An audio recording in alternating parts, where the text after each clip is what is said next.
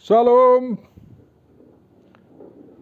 Sekarang kita tiba waktunya untuk merenungkan firman yang menjadi evangelium dalam minggu kita, minggu ke-24. Setelah Trinitatis ini tanggal 14 November tahun 2021. Untuk itu mari kita persiapkan diri kita. Mari kita berdoa. Kasih karunia dan damai sejahtera dari Allah Bapa kita dan dari Tuhan Yesus Kristus menyertai kamu.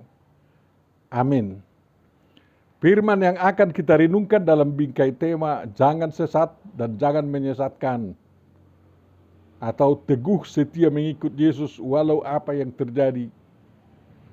Mari kita baca dari Markus 13 ayat 1 sampai 8. Ketika Yesus keluar dari bait Allah, seorang muridnya berkata kepadanya, "Guru, lihatlah betapa kokohnya batu-batu itu dan betapa megahnya gedung-gedung itu." Lalu Yesus berkata kepadanya, "Kau lihat gedung-gedung yang hebat ini? Tak satu pun batu akan dibiarkan terletak di atas batu yang lain. Semuanya akan diruntuhkan."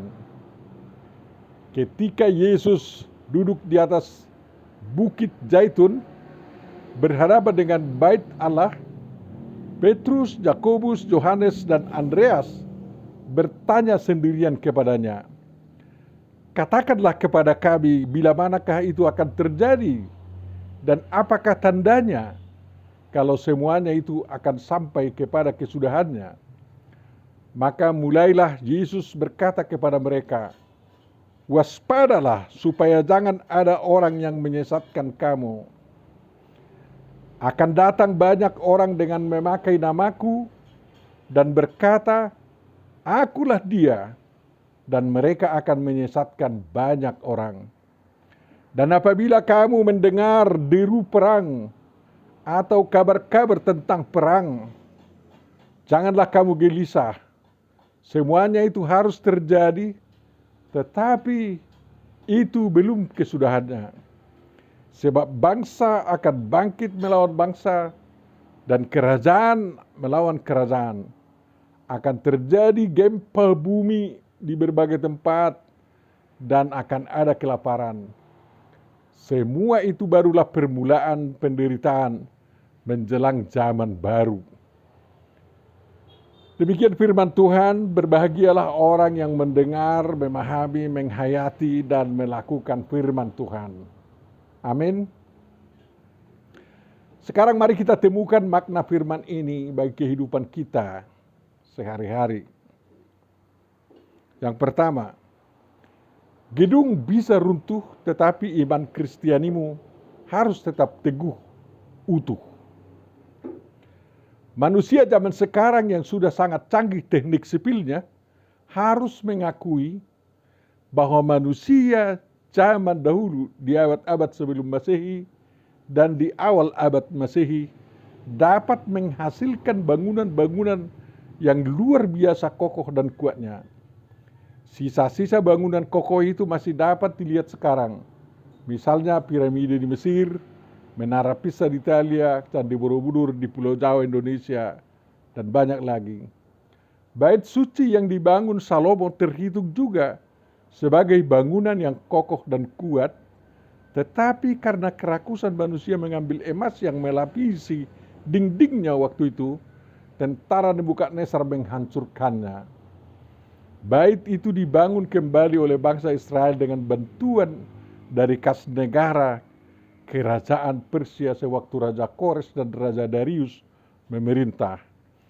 Bait suci ini setelah berumur hampir 500 tahun direnovasi dan dipermegah, yakni tahun 20 sampai tahun 19 sebelum Masehi oleh Raja Herodes Agung yang bukan keturunan Israel, yang diperkenankan Kekaisaran Romawi memerintah di tanah Israel. Raja Herodes Agung wafat tahun 4 sebelum Masehi, dan dari itu disimpulkan Yesus lahir tahun 6 sebelum Masehi, karena Herodes Agung membunuh anak-anak berumur 2 tahun ke bawah di Bethlehem. Lalu Herodes Agung mati terkena serangan jantung setelah dilaporkan bahwa anak-anak di Bethlehem telah dibunuh. Perhitungan tarikh waktu ini menjadi bukti bahwa kalender manusia tidak persis sama dengan kalender Tuhan.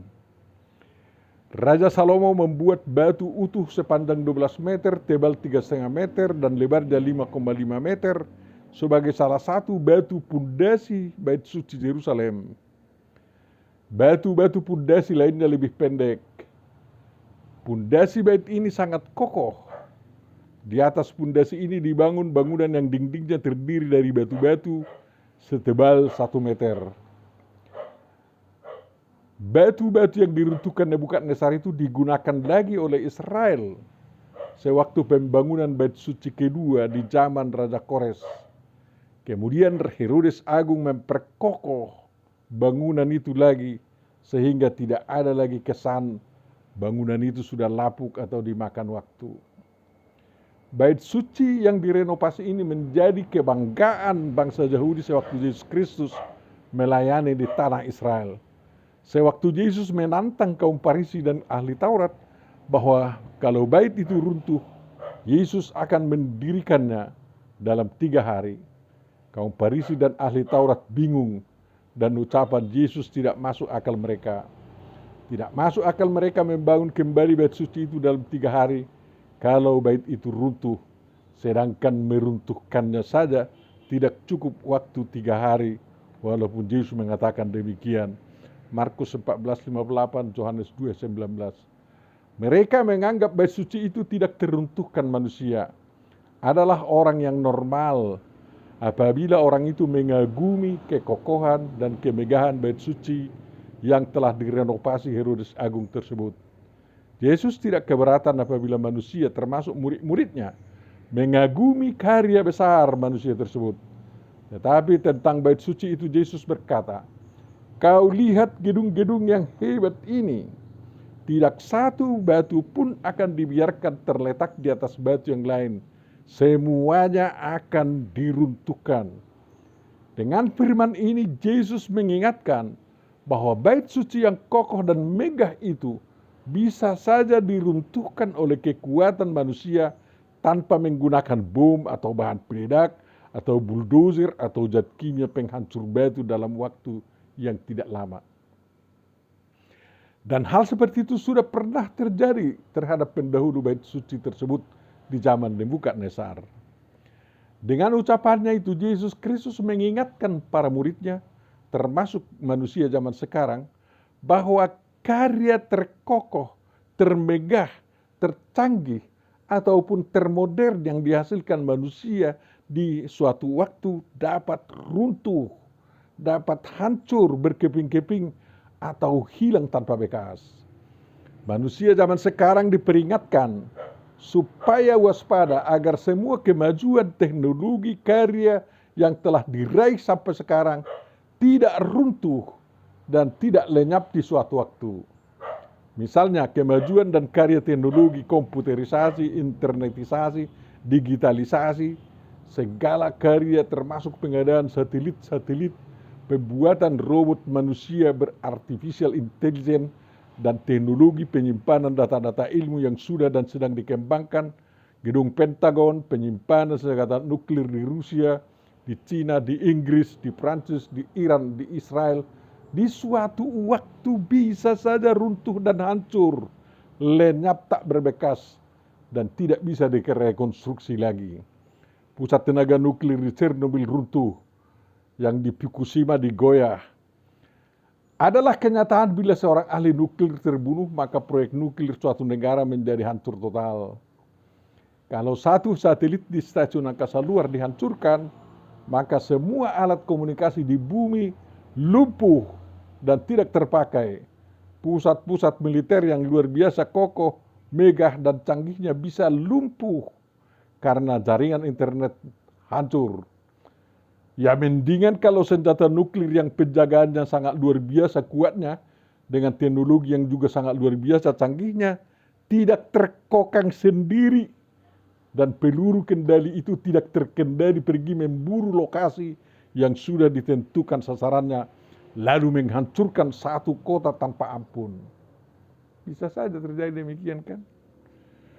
Peringatan Yesus Kristus tentang bangunan bait suci Yerusalem yang kokoh tapi suatu waktu bisa rata dengan tanah, menyadarkan manusia sekarang agar hati-hati dan waspada karena hasil-hasil karya yang mengagumkan yang dihasilkan manusia demi peningkatan mutu kemanusiaan bisa saja hancur dalam beberapa jam saja.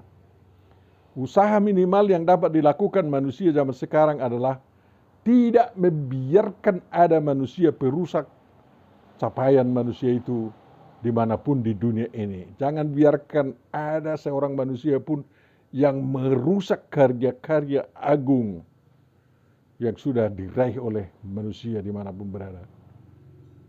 Dan tidak ada manusia yang dicipta dengan artificial intelligence tidak berbalik melawan mengkhianati manusia penciptanya dan tak terhalangi menghancurkan apa saja yang dari karya-karya manusia yang luar biasa itu. Jadi manusia yang berartificial intelligence itu juga hati-hati.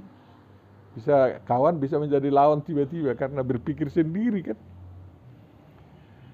Mungkin ada yang mengagumi kekristenan sebagai organisasi keagamaan yang kuat dan megah. Tetapi berdasar pada peringatan yang diberikan oleh Yesus Kristus dapat dikatakan, bisa saja kekristenan yang kalian bilang kokoh dan kuat itu hancur berkeping-keping menjadi kelompok-kelompok orang tak berdaya atau bahkan hilang lenyap dari muka bumi. Bisa saja kekristenan itu hancur dari dalam atau dihancurkan dari luar. Kekristenan hancur dari dalam kalau dari kalangan umat Kristen semakin banyak muncul pengajar-pengajar sesat demi membentuk kelompoknya sendiri dan kelompoknya dibuat menjadi ladang mencari sesuap nasi. Bermunculanlah gereja demi sesuap nasi atau gereja nasi bungkus. Kekristenan bisa hancur apabila ada dari kalangan Kristen yang gila perang dan mengumumkan perang terhadap umat Kristen dan umat beragama lain. Lalu akibatnya kekristenan dilarang di seluruh dunia. Hal yang sama bisa juga terjadi pada agama dan kaum beragama lain yang non-Kristen yang gila perang atas nama dan demi agamanya. Ucapan Yesus itu memperingatkan semua kelompok agama di dunia ini agar tahu bahwa suatu waktu agamanya yang kokoh itu bisa hancur kalau dari sekarang umatnya tidak waspada dan tidak dalam jalannya yang benar, terutama kalau menjadi lembaga atau organisasi yang tidak direstui oleh Tuhan. Jadi usahakan organisasi keagamaanmu yang kokoh tetap sebagai organisasi yang direstui oleh Tuhan yang Maha Pengasih, jangan yang Maha Kejam. Yang kedua, waspada, jangan biarkan ada orang yang menyesatkan umat Kristen. Apabila suatu peristiwa besar dikatakan akan terjadi, lumrah orang akan bertanya kapan peristiwa itu akan terjadi.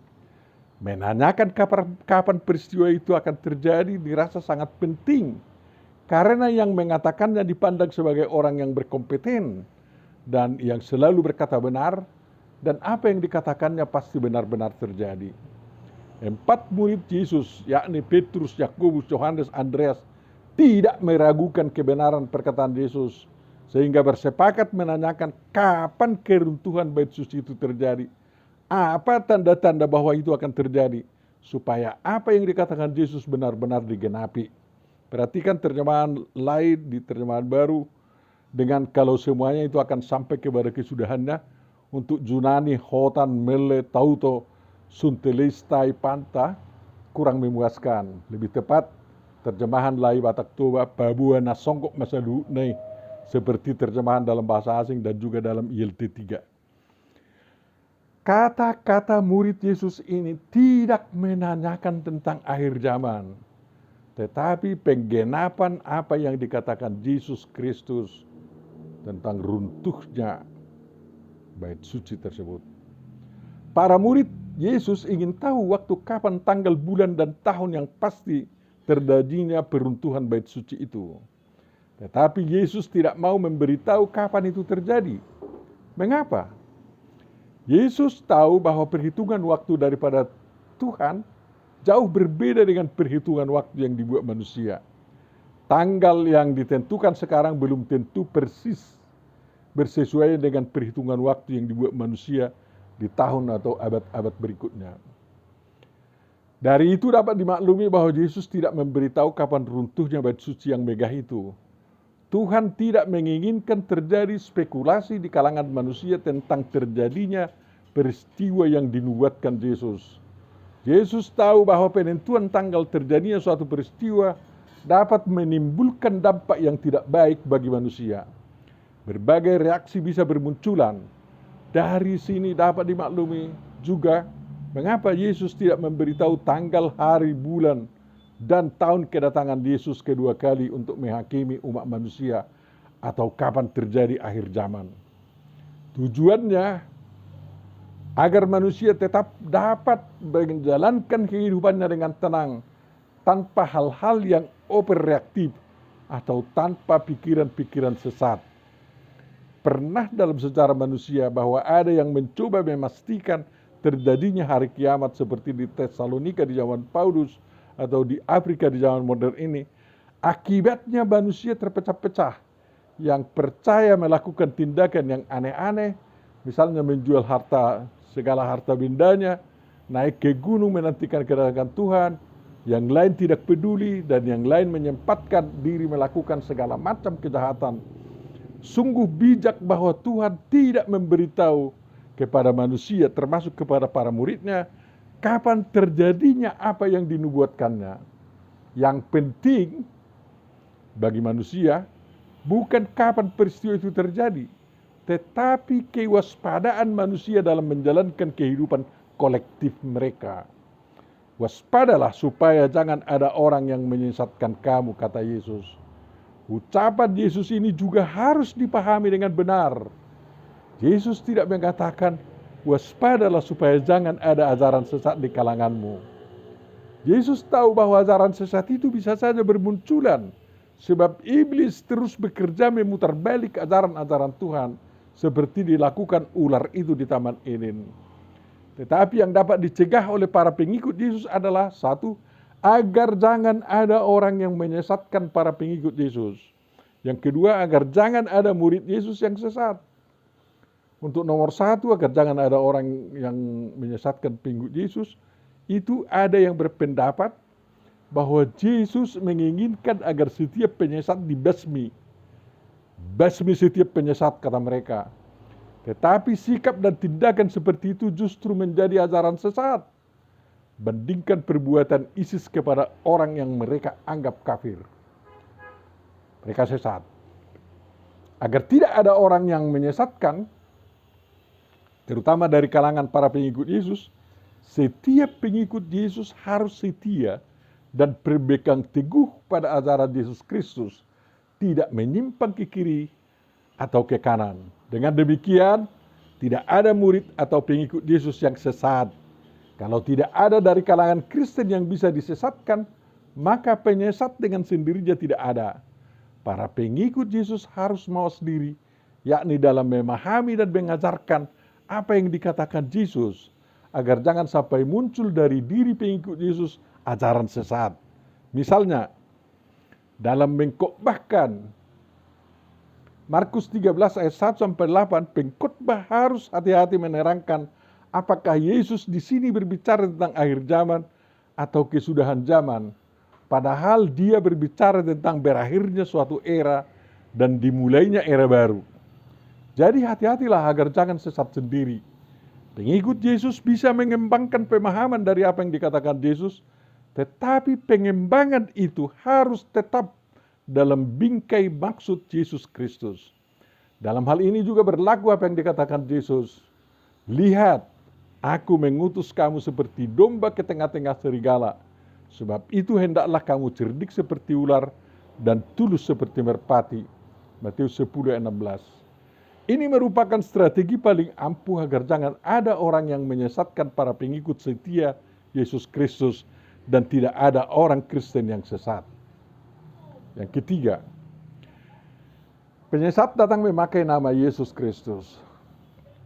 Kalau pasukan iblis penyesat nyata-nyata berasal dari luar kelompok pengikut Yesus, dia masih mudah dideteksi lalu ditangkal.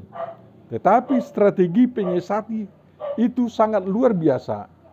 Penyesat itu menyaru dan mengatakan dirinya Yeshua Mesias, Yesus Kristus atau Isa Al-Masih atau Juru Selamat. Yesus mengingatkan akan datang banyak orang dengan memakai namaku dan berkata, "Akulah dia." Dan mereka akan menyesatkan banyak orang.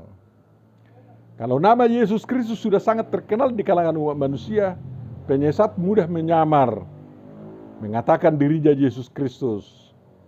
Kalau nama Yesus Kristus sudah sangat redup, tetapi kedatangannya sangat dirindukan untuk memperbaiki hidup manusia di dunia, bisa saja muncul seseorang mengatakan dirinya Yesus Kristus yang dirindukan itu dan sudah datang kembali. Lalu manusia berduyun-duyun mendengar dan mengikutinya. Dua situasi itu memudahkan orang disesatkan. Tetapi kalau umat Kristen berpegang pada apa yang dikatakan Yesus Kristus yang tertulis dalam Alkitab, umat Kristen tidak mudah disesatkan.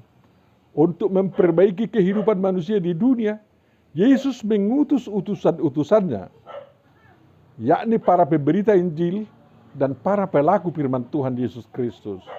Dia datang di dalam Roh Kudus-Nya. Dengan demikian manusia dapat tenang dan waspada berkarya di dunia ini. Keruntuhan bait suci Yerusalem bukan pertanda akan datangnya akhir zaman atau ajal di hasianganon, melainkan pertanda akan berakhirnya suatu era dan dunia akan memasuki era yang baru.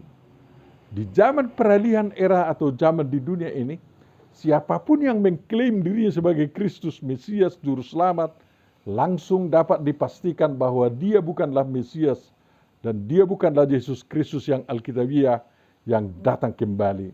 Sebab kedatangan Yesus Kristus kembali yang kedua kalinya dipastikan terjadi di akhir zaman, di masa kehancuran langit dan bumi yang lama dan terciptanya langit dan bumi yang baru. Dengan demikian para pengikut Yesus Kristus tidak mudah disesatkan dan penyesat pun menyingkirkan dirinya sendiri. Yang sudah sempat disesatkan oleh para penyesat akan bertobat dan kembali ke dalam persekutuan warga kerajaan surgawi di dunia yang didirikan Tuhan dalam dan melalui karya Yesus Kristus. Yang keempat, Bapak Ibu Saudara, kenali tanda tibanya kesudahan suatu era menjelang datangnya era yang baru. Tuhan Yesus Kristus memberitahu beberapa tanda yang harus dicermati pengikut Yesus Kristus. Yang pertama, kabar-kabar dan beberapa peristiwa perang. Sebab satu bangsa atau kerajaan bangkit berperang melawan bangsa atau kerajaan yang lain. Yang kedua, gempa bumi di berbagai tempat. Yang ketiga, kelaparan. 3 macam peristiwa ini bisa saja terjadi di tempat pengikut Yesus Kristus berada, bahkan di Yerusalem, di tanah Israel. Bukan hal-hal yang belum pernah terjadi diberikan Yesus sebagai tanda-tanda, tetapi yang sudah sering terjadi dan pasti bisa saja terulang terjadi lagi. Yang perlu dicermati adalah agar tidak satupun perang itu dipicu oleh pengikut Yesus Kristus. Harapan seperti ini sering tidak terpenuhi oleh pengikut Yesus Kristus dalam perjalanan sejarah. Sebab banyak perang yang terjadi di dunia ini dimulai oleh orang yang menamakan dirinya Kristen. Misalnya Perang Dunia Pertama, Kedua, Perang Baltik, Perang Malvinas, Perang Dingin, dan lain-lain. Kiranya di abad ke-21 ini, ke atas tidak lagi demikian halnya. Kristen harus menjadi pembawa damai di dunia yang semakin sengkarut ini. 3 tanda itu masih belum merupakan tanda berakhirnya langit dan bumi yang lama agar diganti dengan langit dan bumi yang baru. Yang menjadi tanda tibanya akhir langit dan bumi yang lama ini adalah kalau matahari menjadi gelap atau padam, bulan tidak bercahaya dan bintang-bintang runtuh. Bandingkan Markus 13 ayat 24 dan yang berikut.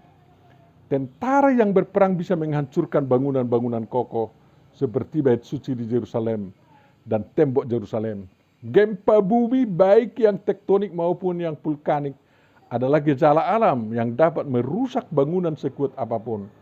Kalau pusat gempa berada di dekat Yerusalem, bisa saja gempa itu menghancurkan bait suci Yerusalem.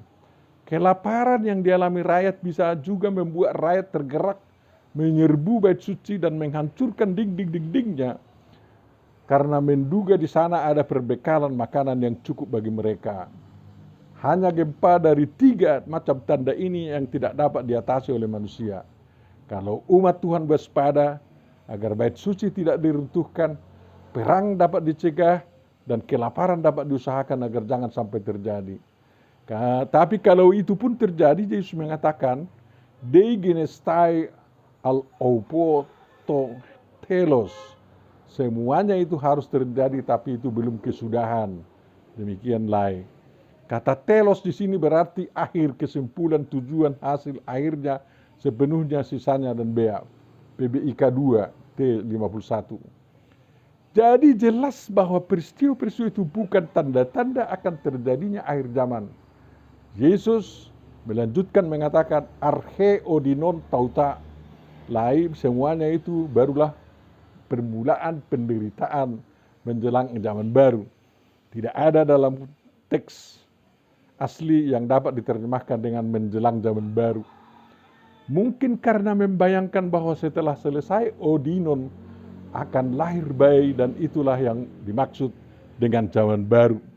Terjemahan bahasa Toba untuk odinon itu pembebeon adalah kata yang biasa dipakai pada rasa sakit yang dialami seorang ibu apabila dia hendak melahirkan bayinya. Tidak ada istilah yang sama artinya dengan kata Watak Toba ini dalam bahasa Indonesia.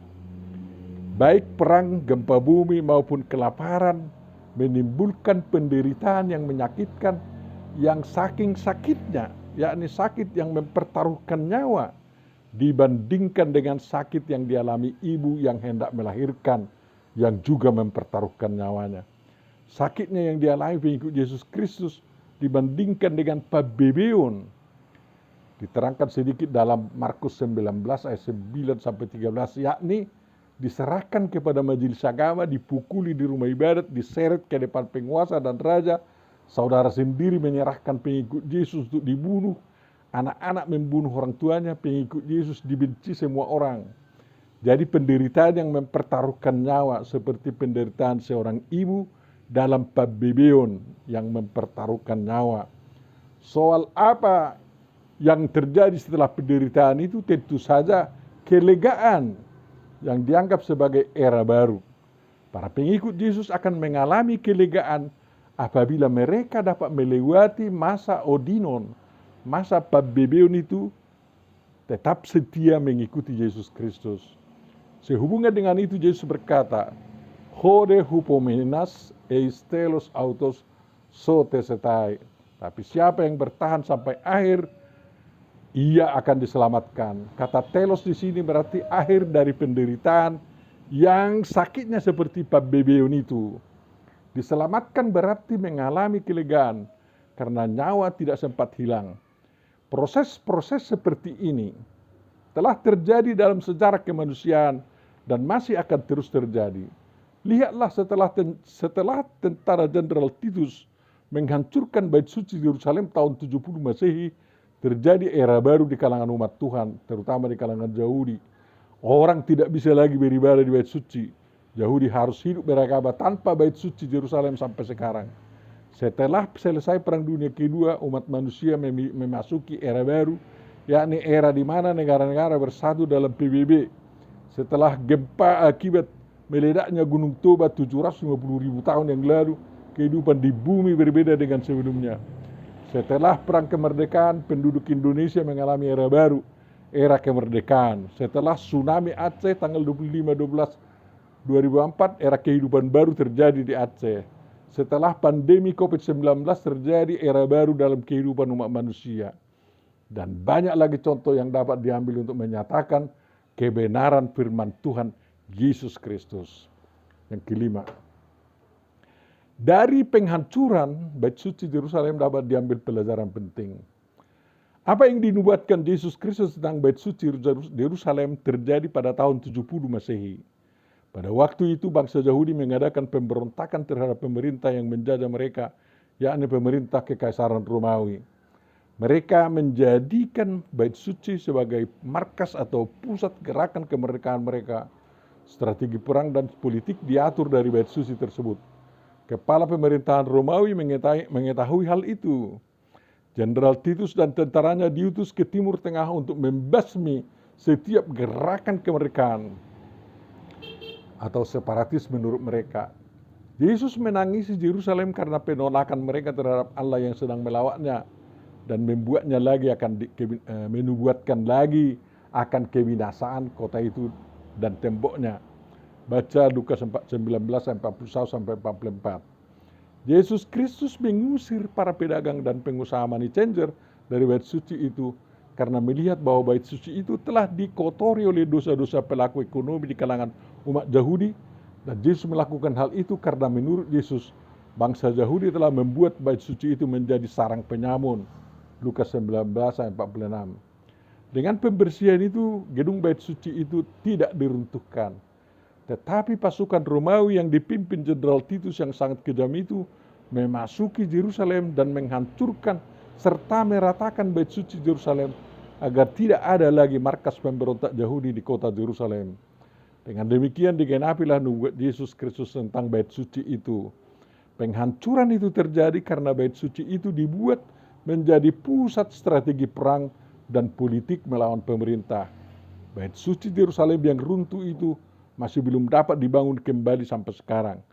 Demikianlah nasib suatu Bait Suci yang megah dan kokoh kalau dialih fungsikan dari pusat penyembahan kepada Tuhan menjadi pusat politik dan markas pasukan perang. Dari penghancuran Bait Suci Yerusalem, kaum beragama dapat belajar bahwa dalam suasana perang maupun damai, Bait Suci harus tetap sebagai tempat ibadah, bukan menjadi tempat tentara. Dengan demikian Bait Suci dilindungi dengan baik dan tetap sebagai tempat mendapat berkat dari Tuhan dan umat Tuhan tidak jatuh ke dalam kesesatan. Amin. Mari kita berdoa. Terima kasih Bapa atas firman yang telah ditaburkan di tengah-tengah kami, dan kiranya kami tetap waspada, memelihara apa yang telah menjadi prestasi umat manusia yang terbaik dan kami jadikan menjadi kemuliaan bagi nama-Mu. Tuhan, kiranya seluruh umat beragama dapat bahu-membahu untuk menciptakan perdamaian di dunia ini agar tidak terjadi perang, karena perang yang terjadi akan bisa menghancurkan seluruh Bait Suci yang ada di dunia ini. Bapa Surgawi, lindungi bangsa kami, bangsa Indonesia, dan sembuhkan semua orang yang sakit, terutama oleh karena COVID-19, dan kiranya jangan ada lagi gelombang ketiga untuk COVID-19 di negara Republik Indonesia ini. Tolong bangsa kami bisa hidup sejahtera dan lepas dari kemiskinan ya Tuhan. Dalam Yesus Kristus kami puji nama-Mu, kabulkanlah doa kami. Amin.